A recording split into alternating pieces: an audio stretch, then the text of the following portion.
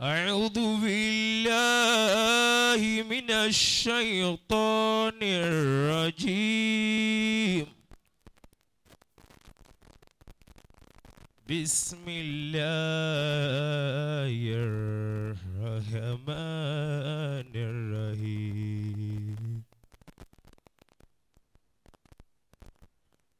الذين ينفقون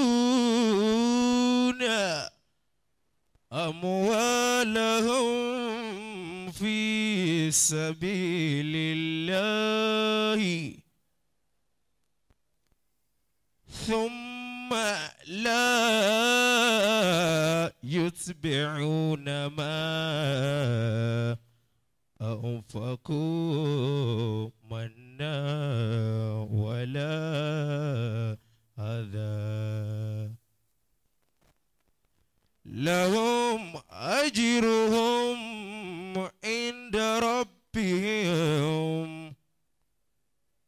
ولا خوف عليهم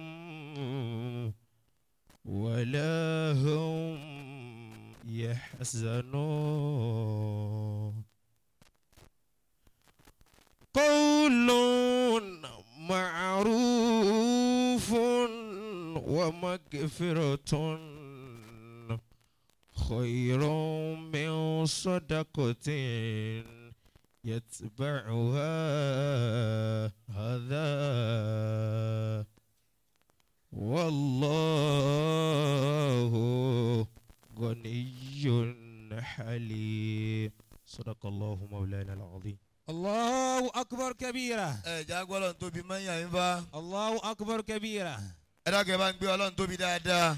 الله أكبر كبيرة. bàbá nǹkan ni o wí ìwé ní bó kọlù mí gba búrẹ́dì lọ́wọ́ rẹ̀. àwọn àbá yìí yanjú púpọ̀ nínú gíra wàláì ohun yẹn ń bà síbẹ̀. Allahu Akbar kabira. ọlọ́run wọlé àbíbí àná